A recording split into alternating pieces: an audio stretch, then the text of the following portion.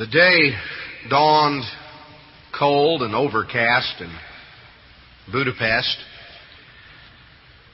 It was October 1944. The loading docks at the railroad station were bustling with activity that day, as they had been for a number of weeks previously, and as they continued to be for a number of weeks yet to come. As the cattle cars sat on the siding by the loading docks with their loading ramps down, it was not cattle they were loading that day. Rather, there were several hundred Jews who were lined up on that particular day to be loaded in, 40 people to a car, and transported across the heartland of Central Europe on their way to be part of the Third Reich's final solution. Now, on that particular day in October 1944, a dynamic young Italian who had recently obtained a bogus diplomatic passport from a friendly Spanish ambassador drove up to that particular loading dock that day, drove up in a chauffeur-driven limousine that bore the insignia and the license plate of the Hungarian-Spanish legation. As this young man got out of the car and looked at this line of people, he was absolutely appalled by what he saw. And as he watched these people being herded on to the cattle cars to be transported, he noticed two young children, all bundled up against the crisp fall weather. Two young children that appeared to be about 12 years of age. Young children that he took to be identical twins. He was particularly moved by the sight of these two young children, and acting quickly and impulsively, he simply ordered them to get out of the line and into his car. Well, now this action was immediately noted by the SS colonel who was in charge of loading the cars, and there followed a very quick and heated exchange. But this particular young man very audaciously and boldly bluffed his way through this confrontation, even though the SS colonel that he confronted, he later learned, was a man by the name of Adolf Eichmann. But he bluffed his way through this confrontation, and he left the loading dock with his two frightened young Jewish children in tow, there in the limousine. Now, these two youngsters proved to be only the first of over 5,000 Jews whose lives Giorgio Perscala directly, personally intervened to save over the next 4 months. These particular 4 months, between the fall of 1944 and the late winter of 1945, Giorgio Perscala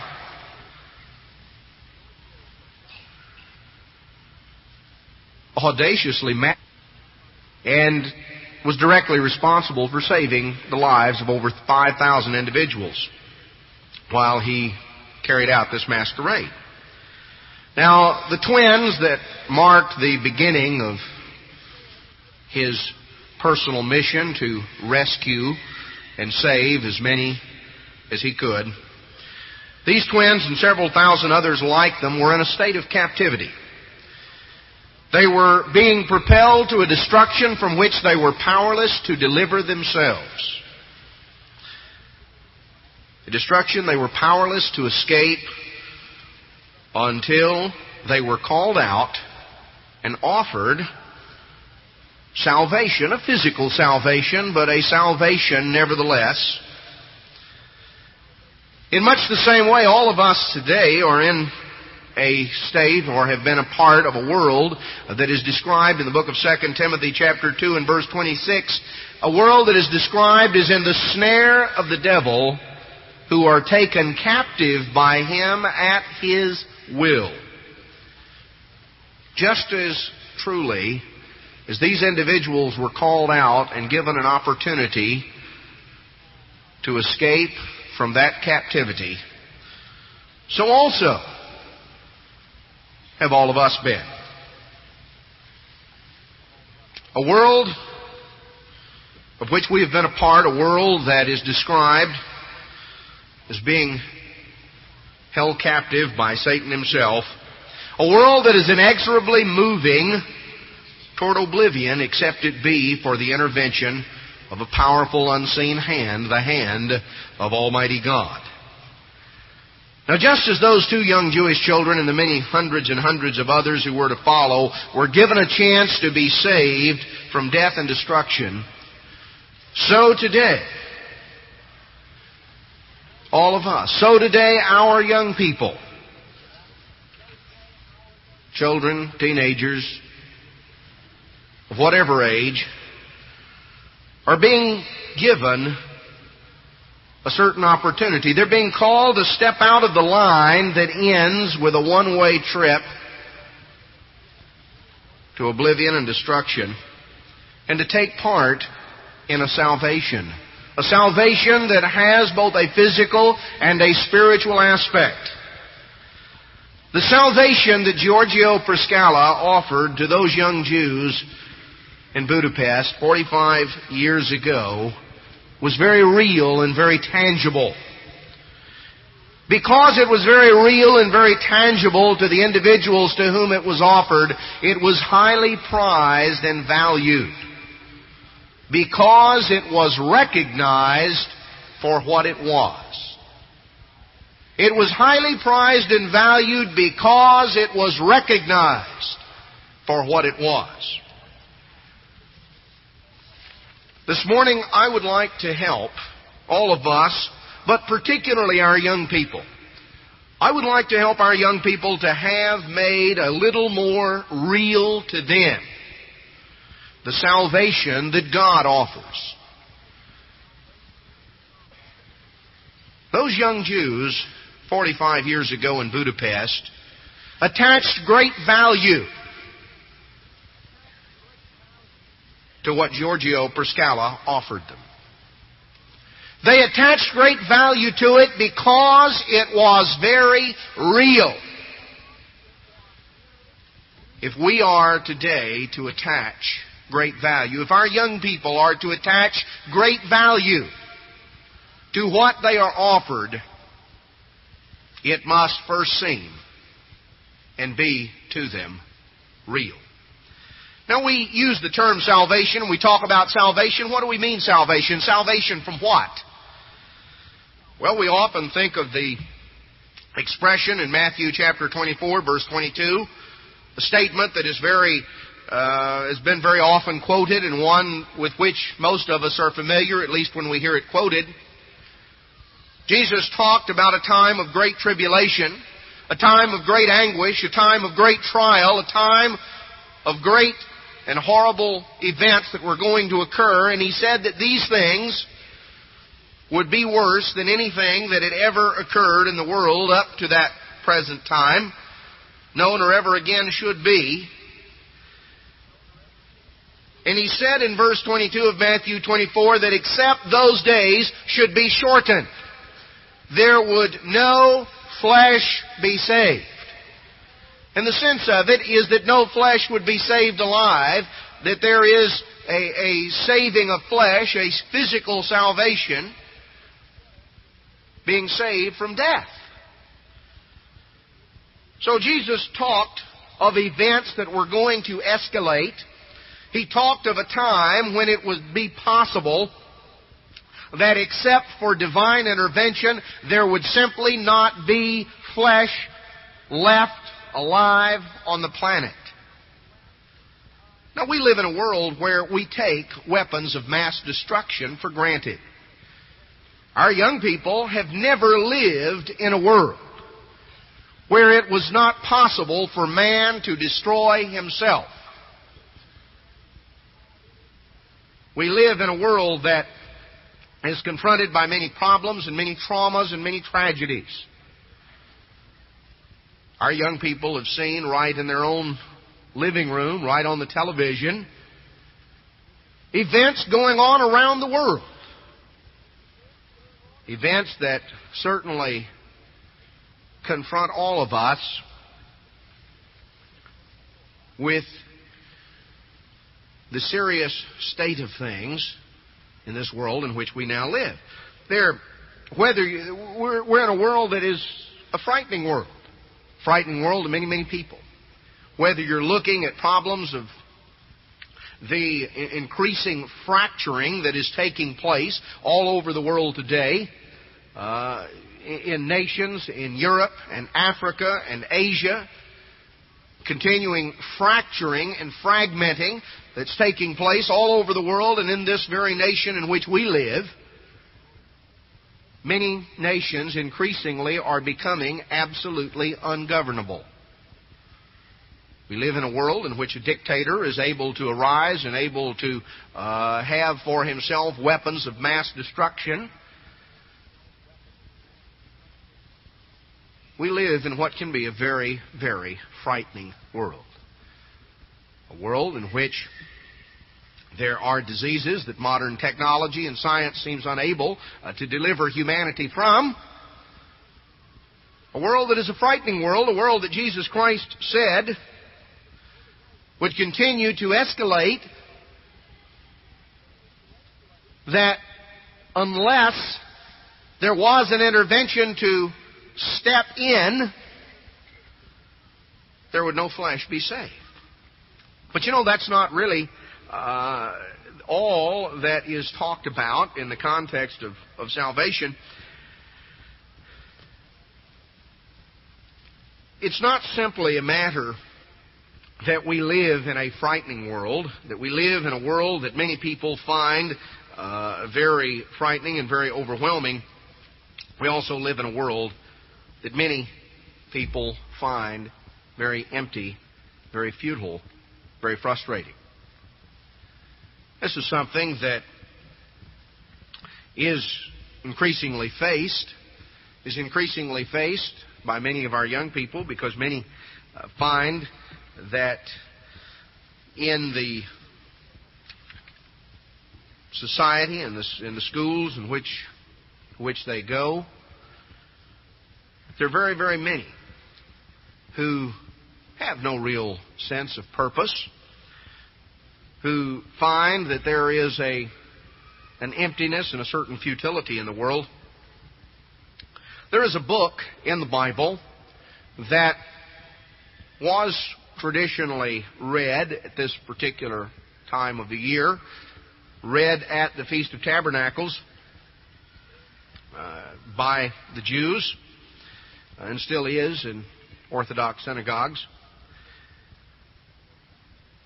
There is a particular theme to this book, the book of Ecclesiastes, that can be summarized with just a few verses, but it fits in a very important way to a message that God wants us to grasp, that God wants us to perceive, that He wants young and old to understand, and that needs to be emphasized at this time of year. Ecclesiastes was written by Solomon, and Solomon was an individual who was a great experimenter. Solomon was an individual that wanted to understand about life. He wanted to understand about how things worked and why they worked. He was an individual that had a lot of questions. He was an individual that came to be very frustrated by certain things that he saw. Now, the book of Ecclesiastes really provides a summary of Solomon's experiments. Solomon performed a lot of experiments, and he recorded these. He said in Ecclesiastes chapter 1 and verse 13, he says, "I gave my heart to seek and search out wisdom concerning all the things that are done under heaven.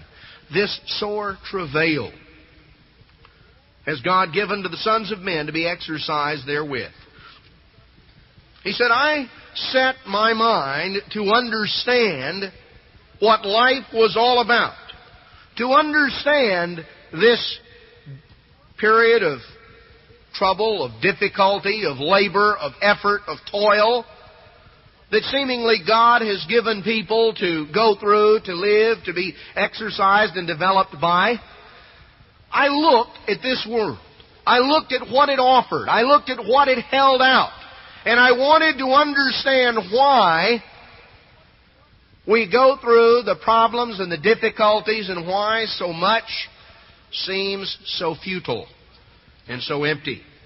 He said, I've seen all the works that are done under the sun, and behold, all is vanity and vexation of spirit. I looked at everything I could see, and as I looked at it, as I worked with it, as I thought about it, as I tried and experimented with various things, I came to conclude that there was an emptiness.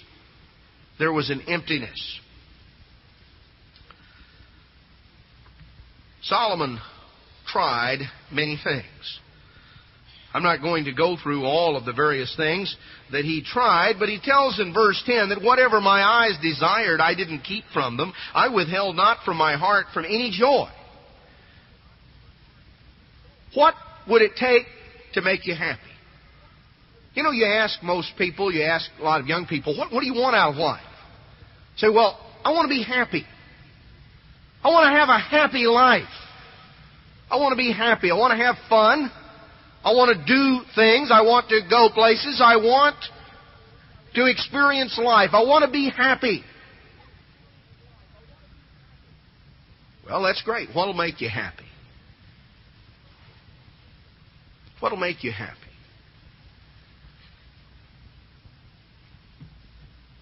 The Constitution of the United States talks about the people of this nation being granted the rights to life, liberty, and the pursuit of happiness. The pursuit of happiness. And of course, that's what a lot of people do, is they pursue happiness all their lives. I've dealt and counseled with many people who find their lives in places that they never expected them to be.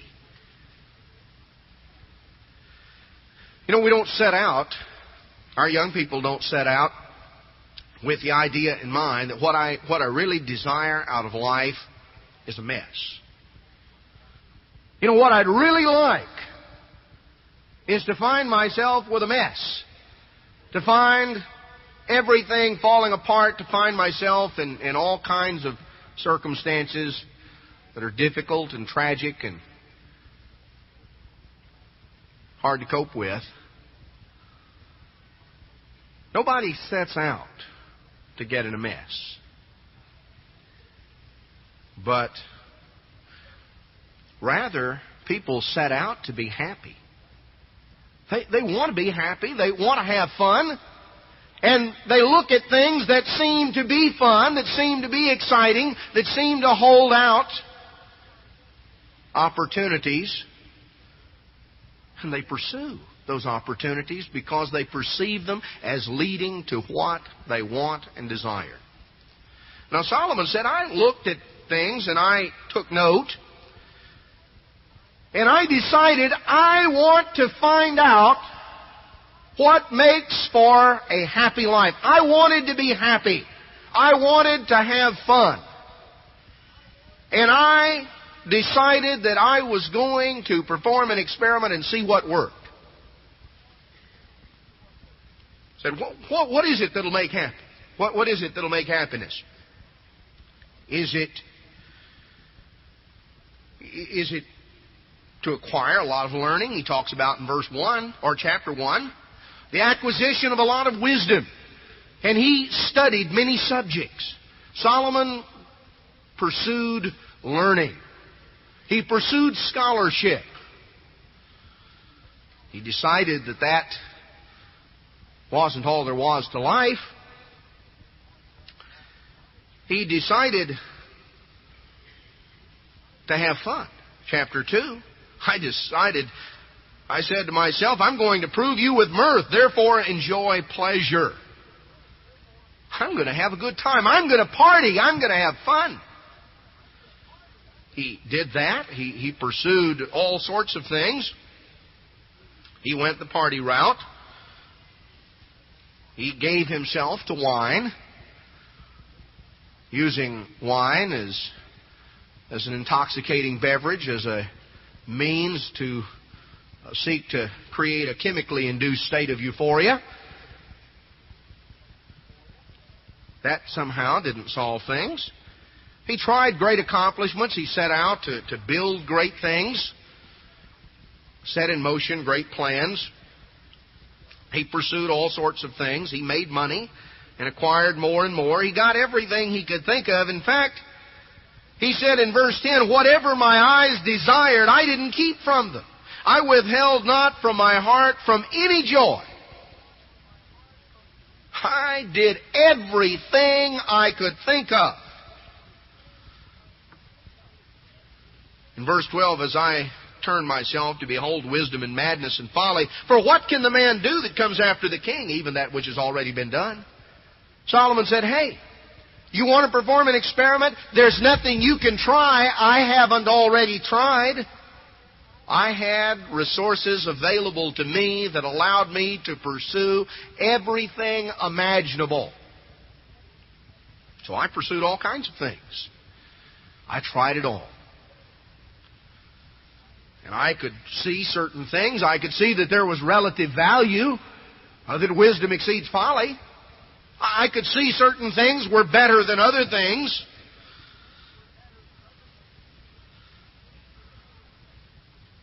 But I could also see that there was a futility and an emptiness. That when I pursued these things after a while and I was able to get it, somehow it wasn't everything I anticipated it to be.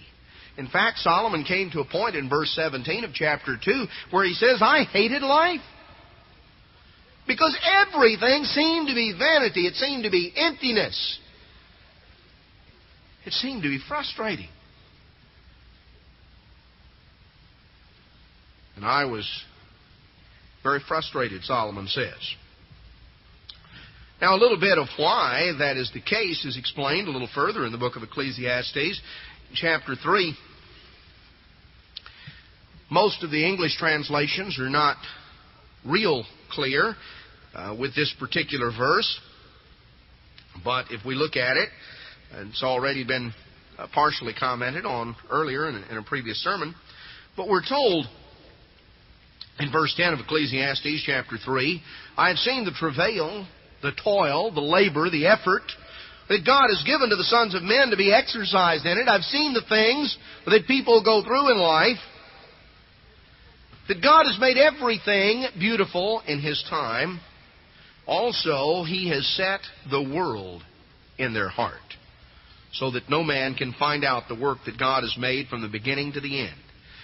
Now, what is translated world here in verse 11 is the Hebrew word olam.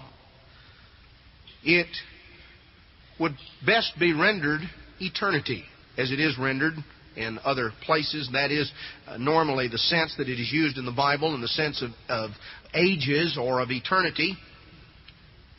God has set, it says, eternity in their heart. Well, what does that mean? Well, as the Jewish commentary, the Sonsino, brings out, God has endowed man with a sense of the future. You think about that for a second. Man is endowed with something that animals don't have.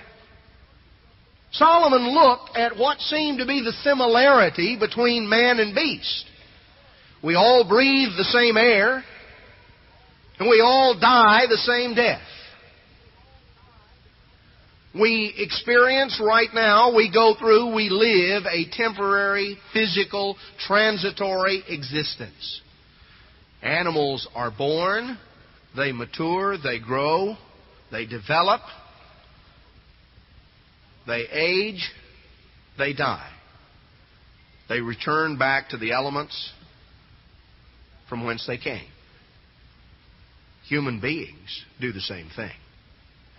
They're born, they grow, they mature, they develop. They begin to gradually run down to age, to decay, to die, and to return from the elements to the elements from whence they came. And yet there's something about man that is distinct from animals. Now, there are things, animals do many things. Animals can experience pain and pleasure, even certain emotions. An animal can be happy or can be excited or can be frustrated. An animal can experience various emotions. An animal can be taught to do certain things. It's incredible, you read about some of the things that, see some of the things that animal trainers can train an animal to do. You see some of the experiments that have been done with chimpanzees and with apes. And you realize that certainly there are many things that can be conveyed or taught or trained in an animal. But there's something that's focused on here in Ecclesiastes chapter 3 and verse 11 that is unique to human beings. If you were to be asked, any of you, young, old, whomever, what is it that really sets man apart from the animals? It's not the experience of pain or pleasure. It's not even the experience of various emotions, various feelings.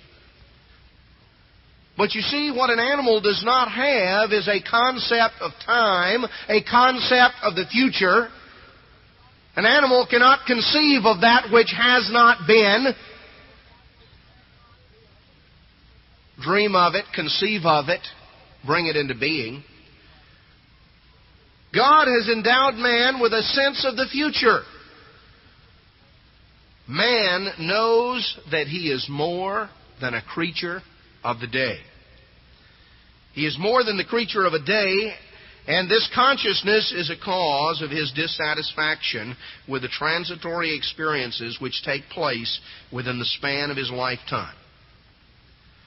You see, human beings can realize that there is something beyond today.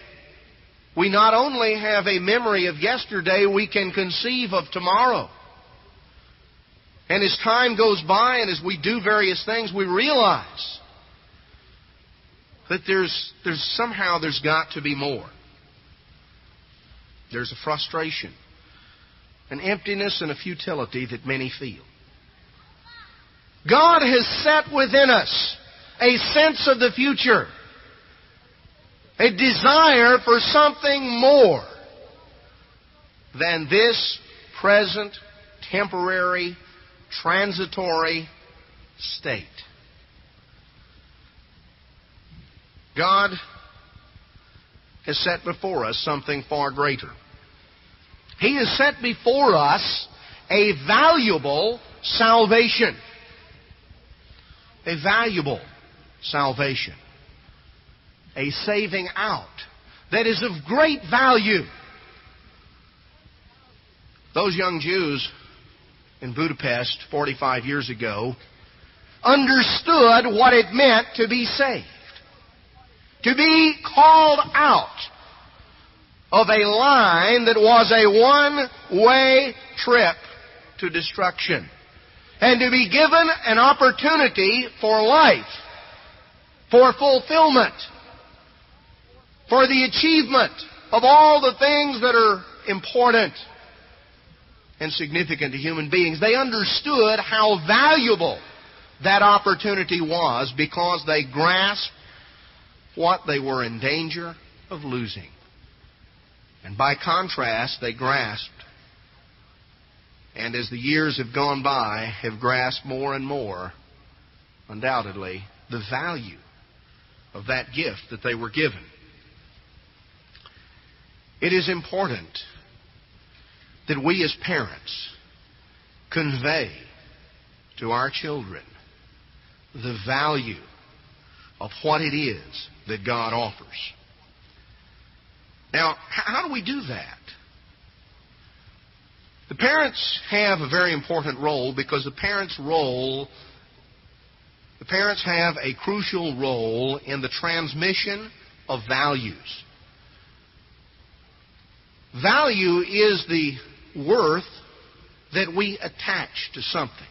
It is the comparative worth and value that we attach. it's very important that we as parents convey to our children the relative worth of what they see around. Now, how do we do this? It's not simply a matter of sitting down and lecturing them and preaching at them. Let's understand that what our children see, they imitate and copy.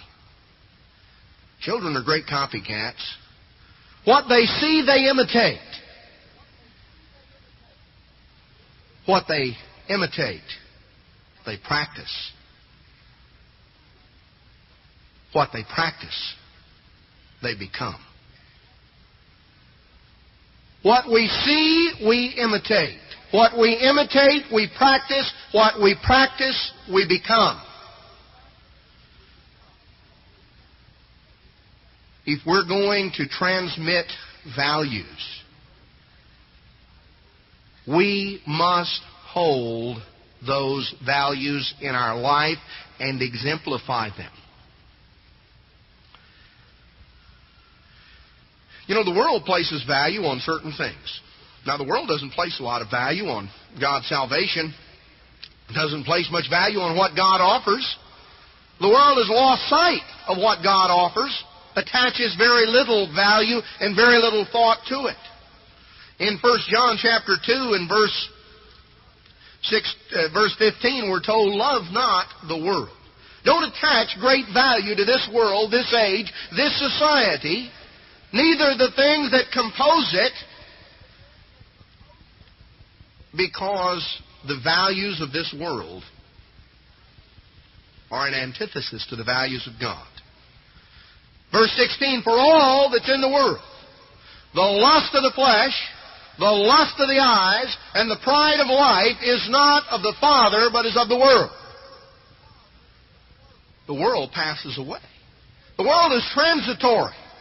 The world is doomed to a temporary existence. This age, the world in the sense not of the physical earth, but of this age, this time, this system, this set of values, it's temporary. It's transitory. It's passing. The value system of this world is based, it's predicated on what does it feel like, what does it look like, and to what extent is it going to impress other people. The lust of the flesh, the lust of the eyes, the pride of life. What does it feel like? What does it look like? To what extent are others going to be impressed? Those are the things that the world attaches value to, and these are the things, the means that the world tells our young people and tells all of us. These are the things the world says are of value. What do you have? What brand is on your shoes or your clothes, your shirt, your pants, your car? What do you have? What do you look like? How's the skin stretched over your face? What do you look like? What do you have? These are the things that the world attaches great value to. A very temporary, very transitory set of values. The things that you have, the physical possessions can be wiped out many ways, many times. Many of those Jews that were in that line, Giorgio Perscala stepped in and saved out of it, had gone from being very prosperous individuals with a great deal of physical possession, individuals with prominence and respect and esteem in the community, individuals with many things that we would say are very valuable. Those things were gone. Those things were gone. And now their life was on the line. Their perspective on what was really valuable began to change a little bit. God tells us that the values of this present time, the values of this age are temporary. They're transitory. If we latch onto them, if we lock into them, then we're locking into a passing, fading set of values, a society that will not endure, that will not be preserved. Now, there are things that we need to attach value to, and we as parents need to attach appropriate value, because the only values that we're going to transmit to our children are the values that we ourselves deeply hold. If the value system we hold is this world's corrupt set of values, that's the only values we will be capable of transmitting. We've got to see those values for what they are. We've got to value other things. What should we value? First and foremost, we need to value God's calling. It's not a matter of just saying the words. It's not a matter of simply telling our children certain words. It's a matter of what we believe and what we live in our lives. How valuable is God's calling to us? How precious is it? How much do we cherish it? And do we value it? To what extent? Do we take it for granted? Do we treat it lightly and carelessly? Do we take for granted the knowledge and the understanding that God has given us? Or in some cases, kind of begrudge it. Well, and I've heard people express, if it weren't for tithing, I'd be able to do this or do that. If it weren't for the fact that I couldn't work on the Sabbath, boy, I could, this great job and this opportunity, and it's like, if God hadn't somehow kind of stuck me with this, boy, I could have really done great things in life. Really gone a long ways. It conveys a certain value. How much do we value God's calling? How much do we value our mate? We hear a lot about various types of abuse in our world. We hear about physical abuse and sexual abuse and verbal abuse and mental abuse and emotional abuse and all sorts of abuse. And most of us, as we hear of certain things, we hear of something like child abuse, we're appalled. We think that's horrible. That's terrible. Well, it is. But to what extent do we really attach value? How do we value our mates, and how do we convey that value? Because you see, we're conveying something to our children in terms of what's valuable. How do we speak of our mate and to our mate? We live in a time, we live in an age where more and more people are frustrated. They're frustrated with their state in life. They're frustrated with the state of things. We see all sorts of social turmoil. All sorts of social turmoil because people don't feel fulfilled. They don't feel appreciated. There was a time when people in the world, in society, in the Western world, and it's still the case, of course, in certain areas of the world that are what anthropologists would term traditional societies, where an individual knew his place in the world and recognized a contribution of value he was able to make, took satisfaction, derived pleasure and satisfaction from that contribution, and sought to fulfill it. We live in a society that has been undergoing in the period of the most rapid time of social change and transition that has ever occurred within so short a time span. A lot of times, people have lost sight of the proper value of their contribution. A lot of the problems that we have in families, come from the fact of husbands failing to convey to their wives the value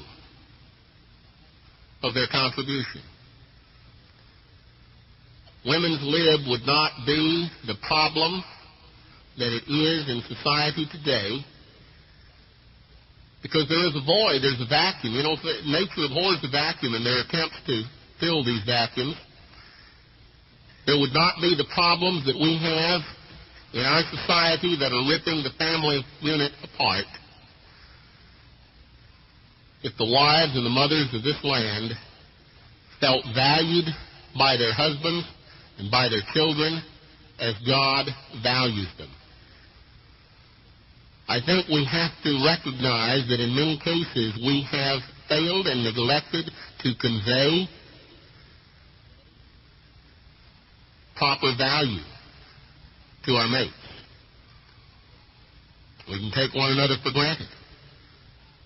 We can disparage the contribution, but you see, the greatest fulfillment and satisfaction we're going to have as human beings is going to be the fulfillment of what God designed us to be.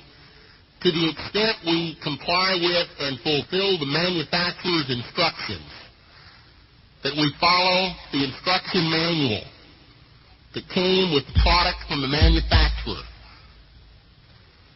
That's God's word that he sent with us. To the extent that we conform to that, to the extent that we fit with that and fulfill that, we're going to have a sense of satisfaction and accomplishment and achievement. We're going to have the opposite of a sense of frustration and futility. But you see, if we're taught, and we're continually bombarded by society, because who is the motivator of this society? From whence and from whom does the value system of this society derive? Car you drive, it does not derive from the color of your skin. It does not derive from your education. It does not derive from the brand of clothes that you wear. Your value does not derive from any of those things. Your value, your intrinsic value, derives from God who made man in His own image. God made man in His own image with the potential of ultimately being born into His family. And God values us. He values you and me. He values your children and my children to the extent that He brings out in John chapter 3 verse 16, for God so loved the world. God attached such value to humanity that He gave His only begotten Son. He gave the sacrifice of Jesus Christ to attest to us, to witness to us, to generations past and generations to come, to attest to the value that He attaches to us and to having us as a part of His family to share life with Him. God attaches great value. Value that you and I cannot really begin to conceive and to perceive the extent of how deeply God values us.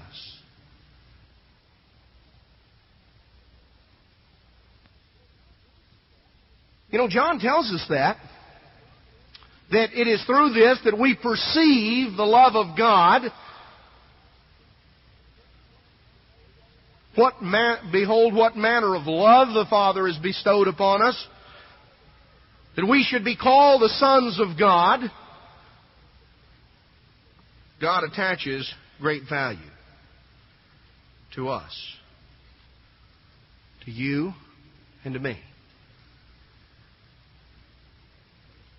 We need to convey to our children that appropriate value, that basis of proper and appropriate self-respect.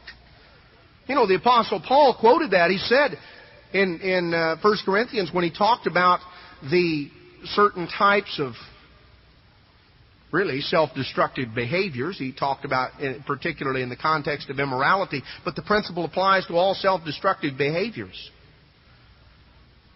You know, Paul talked about that gave as a basis for avoiding immorality. He says, what? Know you not? Your body is the temple of the Holy Spirit which you have of God. You are not your own. You're bought with a price. Glorify God in your body. If you attach the value that God attaches, if you have the level of self-respect that God would have you have, recognizing that your body is the temple of God's Holy Spirit. There are things you simply don't do because there is an appropriate value and respect that is internalized there.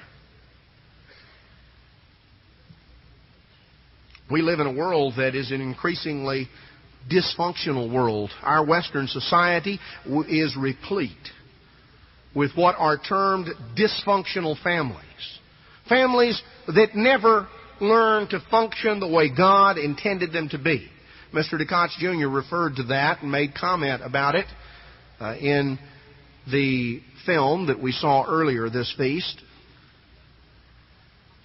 Whether we're talking in the context of chemical abuse, of alcohol abuse, various types of drugs and mind-altering chemicals, whether we're looking in terms of immorality or the various other compulsive, addictive types of behaviors, destructive behaviors, self-destructive behaviors.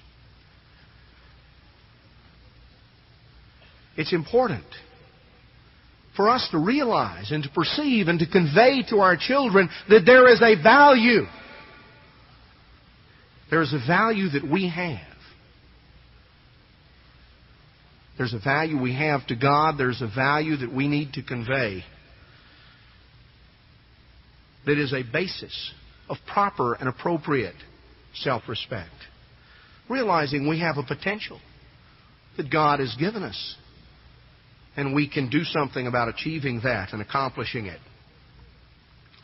This world is filled with false messiahs. Many, in some cases individuals, in other cases movements that have come through the course of human history, have held out the solution to man's problems, and yet, inevitably, the so-called solution has just further continued the decline. Jesus talked about, in Matthew 24, that many would come in His name, that many would come saying, I am Christ, I am the Messiah, the Savior. The history of humanity has been replete with false messiahs and false saviors, individuals and movements that held out the promise of, quote, salvation. Oh, they may not have used or said it in religious terms. We're in a secular society, and so we tend to use secular terms. But it comes down to the same thing. Even Hitler promised the German people not 6 years of war and destruction. He promised them a 1,000-year Reich. That's what he promised. Now, what he delivered was 6 years of misery and destruction on this earth and on Europe in particular, that led to the death of literally millions upon millions of people. But the world is full of false messiahs. We find many movements in our Western society that have as their aim really the promise of deliverance from futility, from emptiness. They're false messiahs. Many of the social movements that are transforming, in reality destroying our family unit. Because just as truly we read in the Scriptures of Israel of old sacrificing their children on the fires of Molech, and we read it and we are appalled. And we think, how could human beings pass their little children through the fire to Molech? And yet, brethren, just as surely as Israel of old, following the example of Gentile nations around, just as surely as they passed their children through the fire to Molech, as they sacrificed their children to false gods, just as surely have we in our modern Western world sacrificed our children, sacrificed a generation upon the altar of the god of materialism. We have sowed the wind and we are reaping the whirlwind. Our society is replete with false messiahs. Various movements, various social movements, various individuals and movements that have been launched by them that hold out the promise of deliverance and fulfillment. These are one-way tickets. But brethren, if we buy some of those one-way tickets, our children are going to catch right onto the train. They're going to jump aboard too. They're not going to know it's a one-way ticket because the devil never advertises anything for what it is. He does not believe in truth in packaging. So all of these movements, they all portray themselves as the solutions. And yet they're just another way to be wrong.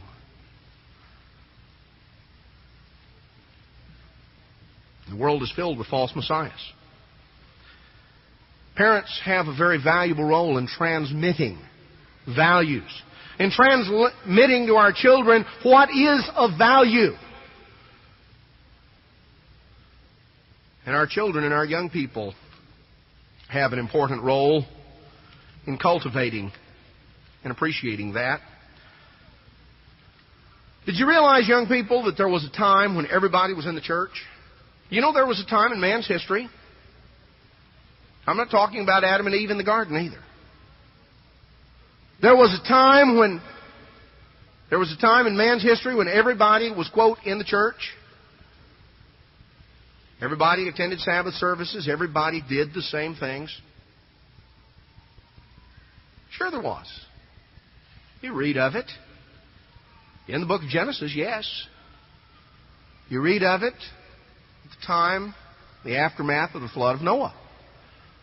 There were 8 people that were saved. That was the population of the world at that time. 8 people. Noah, Ms. Noah, the 3 little Noahs, and their wives. Only they weren't so little anymore. 8 people. I'm going to tell you what, I bet when Noah held Sabbath services on board the ark, that he didn't have trouble getting everybody to show up. You know, about that time, nobody asked the question, does God exist? See, everybody believed. They got off the boat and they believed. Everybody in the world knew the truth. Had access to the truth.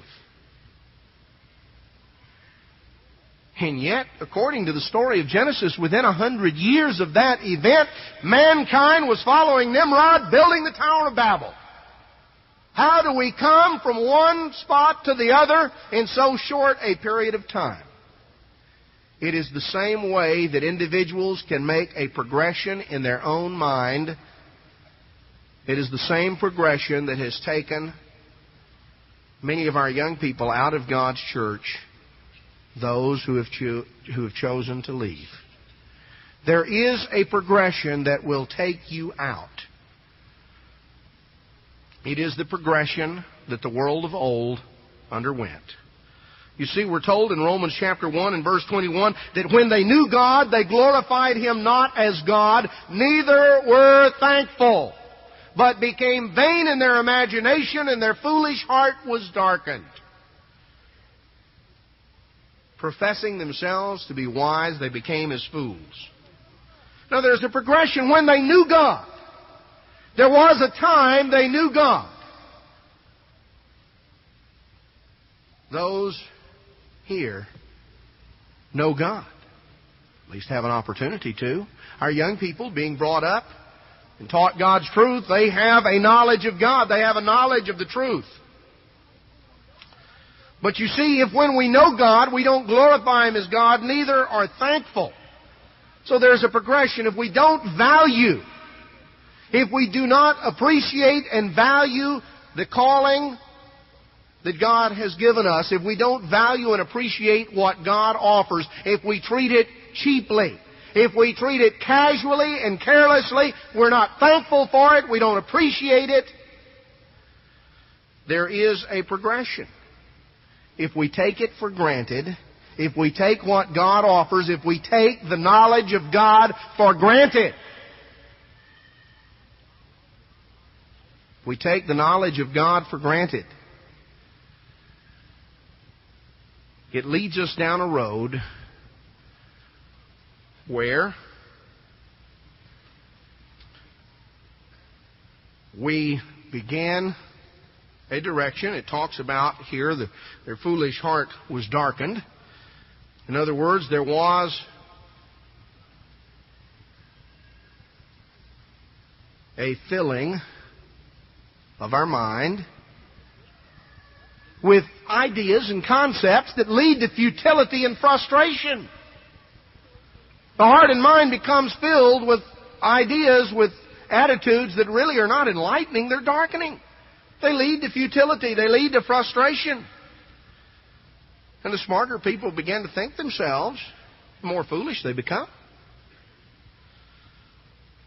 They change the center from creator-centered to creature-centered. That's what it talks about in verse 23. Change the glory of the uncorruptible God into an image made like to corruptible man and to birds and beasts, creatures. Left a perspective on life that was centered around the Creator and became centered instead on the creation, on the creature. Traded a spiritual perspective for a materialistic perspective. They began to give their worship, that is their devotion, their allegiance, their loyalty. They began to value the wrong things. And it leads right on down. It leads into immorality. It leads into all sorts of self-destructive behaviors, because when we depart from the way of the living God, ultimately those behaviors are self-destructive, some more quickly so than others. There's a progression that it gives right here in Romans chapter 1 that described, as Paul was writing here to the church at Rome, he described the progression that had brought the classical world, the Greek and Roman world, that prided itself in its knowledge. There was a progression that had brought them to the point they were. But brethren, that is not unique. That's not unique to that time and that age. It's not unique, young people, to what happened after the flood, to the first and second generation that were born to humanity. It is a progression that can take place in the heart and mind of any person who does not value and appreciate what God offers. If we cease to value it, and if we cease to be thankful and appreciative for it, we can start on a progression where we begin to treat it cheaply and casually. We begin to take it for granted. We begin to lose the understanding and the grasp that we have, and we exchange that for a system of thinking that leads to futility and frustration in the long term, that leads to a creature-centered, a materialistic perspective that eventually degenerates down into behaviors that are very self-destructive. God's salvation is a valuable salvation. It's not some vague heaven. It's not a matter of floating around on clouds. It certainly involves the aspect of physical protection. You know, Christ said it's not wrong to desire to be protected from the time of the events of the tribulation, the events of the day of the Lord. Talks about in Zephaniah chapter 2 and verse 3.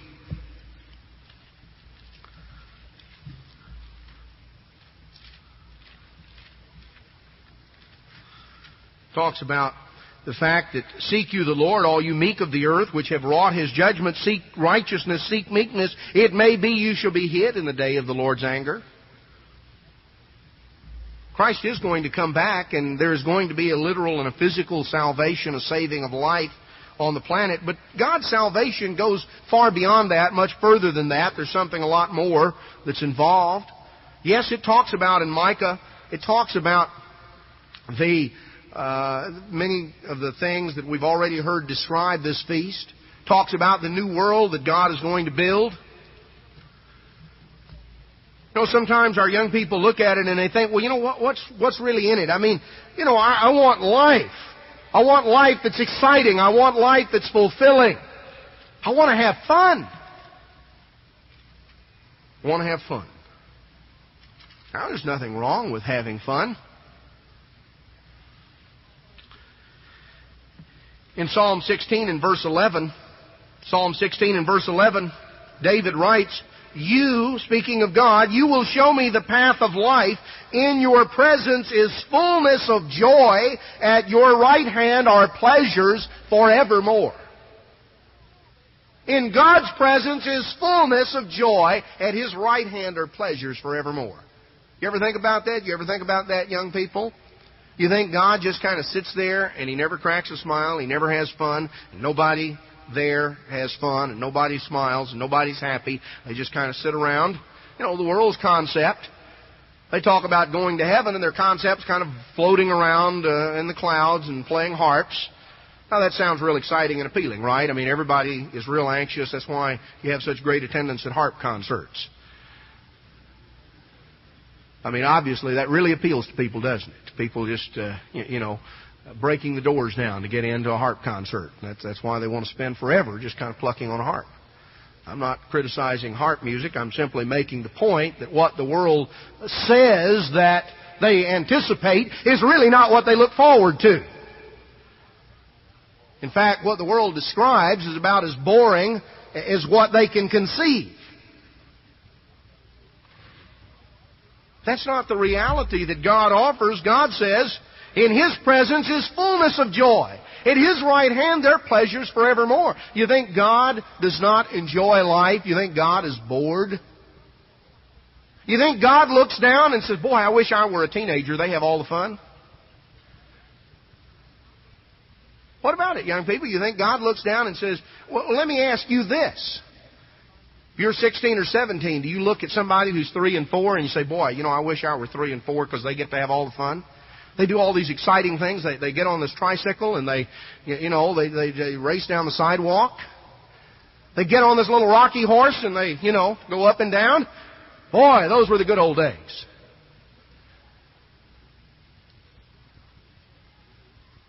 You think God looks down and He wishes He were a teenager or He wishes He were an adult? In God's presence is fullness of joy, and at His right hand there are pleasures forevermore. God has things in store for us that are beyond our ability to conceive. But you see, God offers us not the futility. Solomon looked in the lesson of Ecclesiastes, Solomon looked at a world that was wrapped up with frustration and futility. He saw a world that was transitory, that was temporary.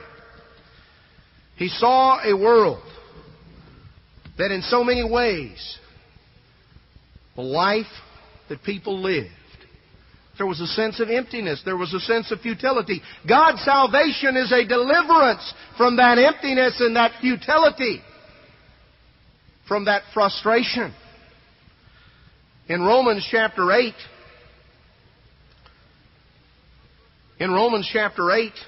in verse 19, for the earnest expectation of the creation waits for the manifestation of the sons of God, because the creation was made subject to vanity.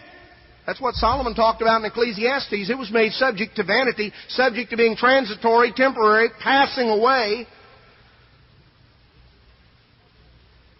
Not willingly, but by reason of Him who subjected the same in hope. God did so on the basis of a hope of what lay ahead, because the creation itself will be delivered from the bondage of corruption, from being in bondage to decay, from being bound to decay,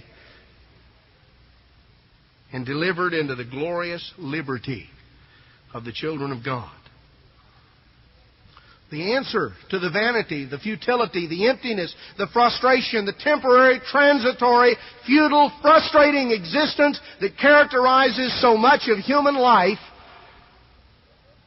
the answer to that is the deliverance, the salvation that God speaks of right here in Romans chapter 8.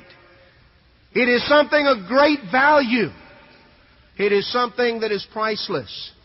It's not emptiness and frustration and futility.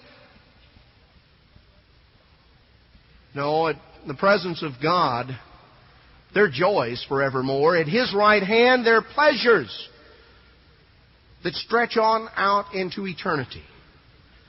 Because we see a world that will be delivered from what binds it to decay and deterioration and futility and frustration, and will be delivered into glorious liberty and freedom of the children of God.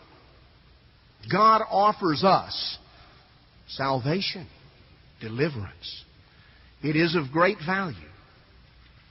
It's important that all of us, young and old, attach that value to it.